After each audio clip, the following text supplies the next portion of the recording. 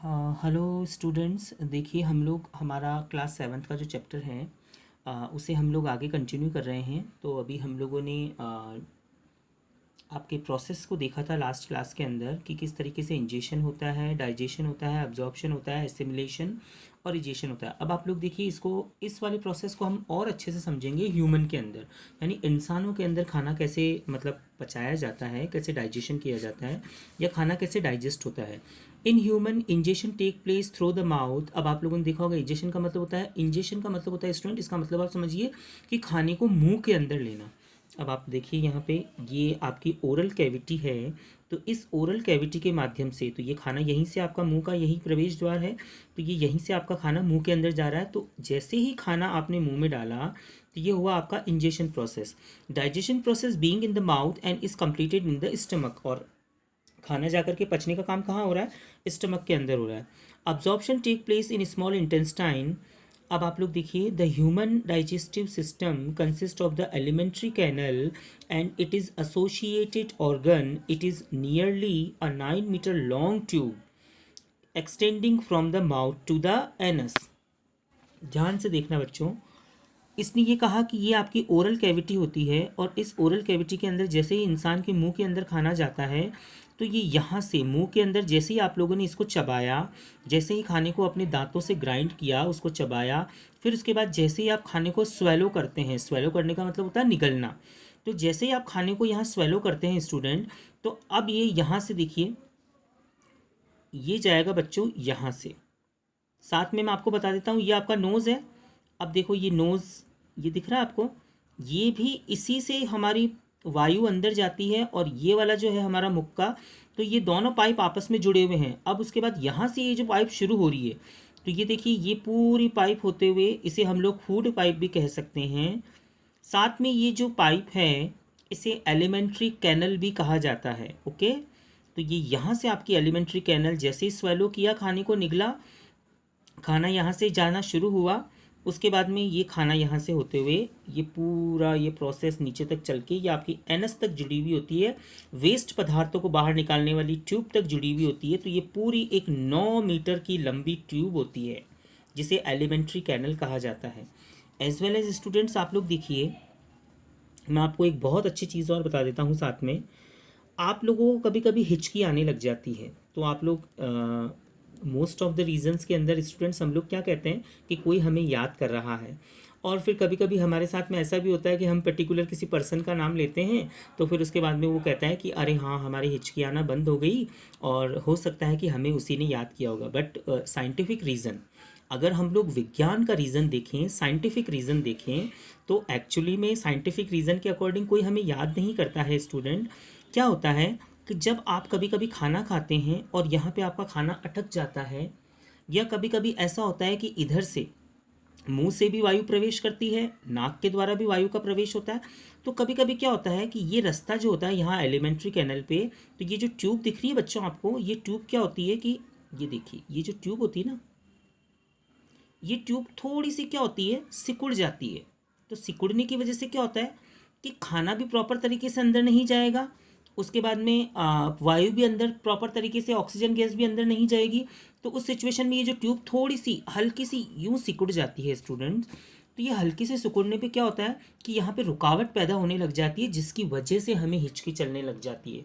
अब आप लोगों ने कभी कभी देखा होगा कि जब हिचकी चलने लग जाती है तो आप लोग पानी भी पीना शुरू कर देते हैं।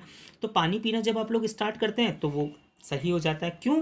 क्योंकि पानी पीने से क्या हुआ, लिक्विड चीज़ अंदर गई, तो लिक्विड के अंदर जाने से स्टूडेंट्स क्या हो गया कि इसको ट्यूब को फिर से फैलने का रास्ता मिल गया और आपकी वो प्रॉब्लम दूर हो जाती है। ओके, तो ये मैंने आपको एक जनरल नॉलेज का साइंटिफिक रीज़न भी बता दिया है।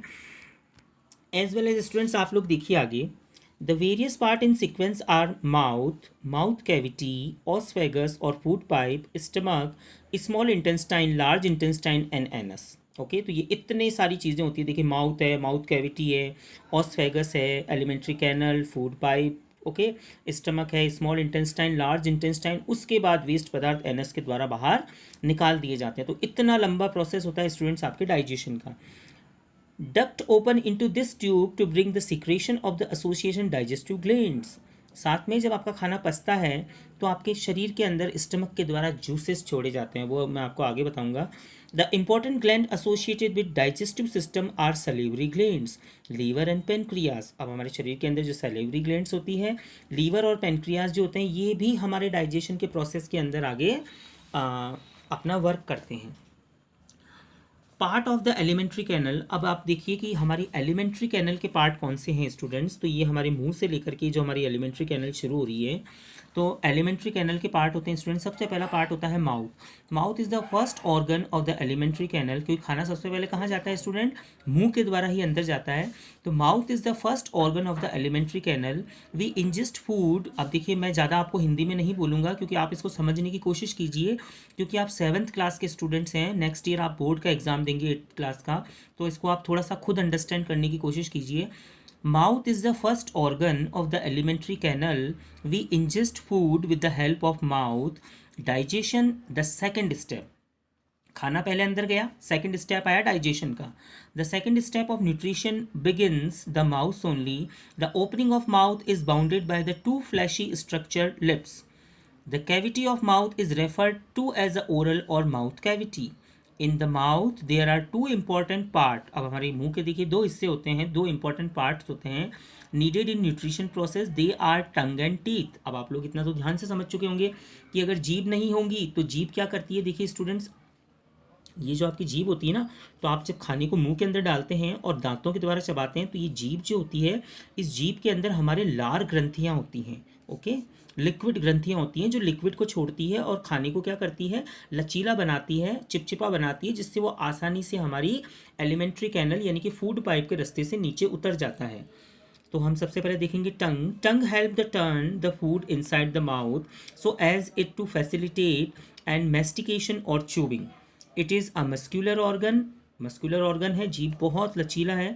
The tongue also has taste bird with the help of sense of the taste. अब आप लोग देखिए सर आपको यहाँ पे इसके टेस्ट बताएंगे। देखिए स्टूडेंट्स, ये जो हमारी जीभ होती है, हमारी जो टंग होती है, हम लोग कोई भी चीज़ जीभ के ऊपर रखते हैं तो उसका स्वाद अनुभव कर लेते हैं।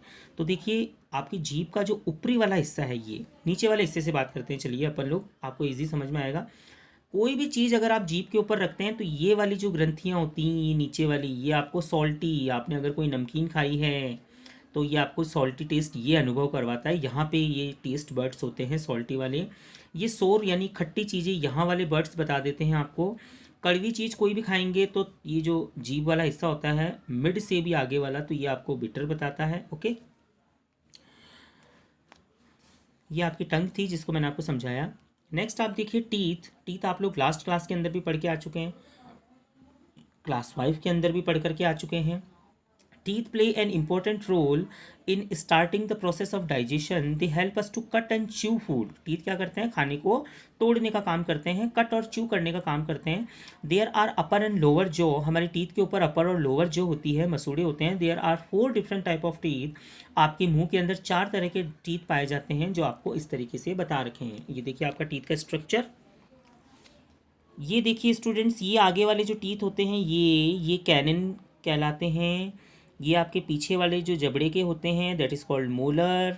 इसके आगे वाले जो होते हैं, मतलब ये वाले, ये आपके कहलाते हैं प्री मोलर। और ये जो होते हैं स्टूडेंट्स बिल्कुल आगे वाले जो होते हैं, ये 2 जोड़ी, ये यहाँ पे कहलाते हैं आपके इंसिसर। ओके, ये 4 तरह के टीथ होते हैं। और आप लास्ट क्लास के अंदर टीथ को मैंने आपको समझाया भी था, तो आपको याद होगा। तो देखिए there are 4 type of given teeth. अब मैं यहाँ पे आप लोग क्या करना कि इस वीडियो को यहाँ पे स्टूडेंट आप लोग पॉज कर देना, रोक देना एक बार वीडियो को देखते देखते, और आप इस टीथ को पढ़ेंगे, क्योंकि लास्ट क्लास के अंदर कुलदीप सर आपको there are 4 types of teeth. Incisor, ये फ्रंट के अंदर होते हैं। They are use to biting and cutting the food. ये 4, दे आर 8 इन नंबर, 4 ऊपर और 4 नीचे। कैनिन जो होते हैं are present of the either side of the incisor. They are sharp and pointed and they help to tearing the food.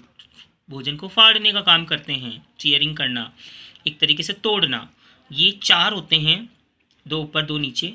Premolar teeth are present at the back of the mouth. They are used to crushing and grinding the food. There are 8 premolar, 4 ऊपर 4 नीचे। Molar जो होते हैं, molar are large back teeth having a wide grinding surface and are used primary to chew the food. Humans have 12 molar, 6 ऊपर 6 नीचे, हो गए आपके 32 टीथ हो जाते हैं इस तरीके से। The teeth appear 2 times in the life time of human. इंसान के शरीर के अंदर 2 बार दांत आते हैं, एक तो दूध के दांत गिर जाते हैं, फिर वो परमानेंट टीथ आते हैं। ओके, मिल्क टीथ जब गिर जाते, सबसे पहले बच्चा जब पैदा होता है तब वो जो दांत आना शुरू होते हैं 1 साल की उम्र से, तो उस वक्त जो टीथ होते हैं वो क्या कहलाते हैं स्टूडेंट? मिल्क टीथ होते हैं। और मिल्क टीथ जो होते हैं फिर वो धीरे धीरे at the age of 6-7 year की एज के अंदर धीरे धीरे एक करके दांत गिरना शुरू होते हैं और उनकी जगह नए दांत आने लग जाते हैं। That is called permanent teeth. तो परमानेंट टीथ की संख्या कितनी होती है? दांतों की संख्या 32 होती है। ओके, आपका नेक्स्ट वीडियो के अंदर सर आपको बताएंगे टीथ के बारे में। और वैसे आप लोग देखिए, मैं आपको वीडियो, आप यहाँ पे पॉज करना स्टूडेंट, इसकी रीडिंग करना। मैं आप लोगों को पोर्शन वाइज पोर्शन बता रहा हूँ। सबसे पहला आपका मिल्क टीथ और टेम्परेरी सेट है, फिर आपके परमानेंट टीथ आ जाते हैं। ये आप वीडियो को पॉज कर करके रीडिंग कर लेना क्योंकि सर आपको समझा चुके हैं। ओके, ये देखिए, यहाँ तक आप लोग इसे रीड कर लेना तो ये आपको बहुत अच्छे से समझ में आ जाएगा। साथ में एज वेल स्टूडेंट हमारे एनिमल्स के बारे में बता रखा है। देखिए, जैसे आपको इंसानों के टीथ के बारे में बताया, तो यहाँ पे एनिमल्स के टीथ के बारे में भी आपको बता रहा है। हर्बीवोर, जो घास खाने वाले जानवर होते हैं, उनके टीथ कैसे होते हैं। जो मांस खाने वाले जानवर होते हैं, कार्निवोर, उनके टीथ कैसे होते हैं। अब मांस खाने वाले के तो आपको पता है ना कि वो मांस खाते हैं, मांस को फाड़ते भी होंगे, तो उनके तीखे और नुकीले दांत होते हैं। ओमनीवोर, जो दोनों खाते हैं, उनके बारे में बता रखा है। नेक्स्ट क्लास के अंदर सर आपको डेंटल केयर बताएंगे कि किस तरीके से आप अपने दांतों की सुरक्षा कर सकते हैं, दांतों को सड़ने से बचा सकते हैं, किस तरीके से आप अपने दांतों की प्रॉपर देखभाल कर सकते हैं। और उसके बाद हम इस लेसन को आगे लेकर के जाएंगे जिसके अंदर हम लोग सलेवरी ग्लैंड्स पढ़ेंगे। ये मैं आपको समझाऊंगा सलेवरी ग्लैंड्स के बारे में, ह्यूमन के बारे में। Okay, thank you, have a nice day.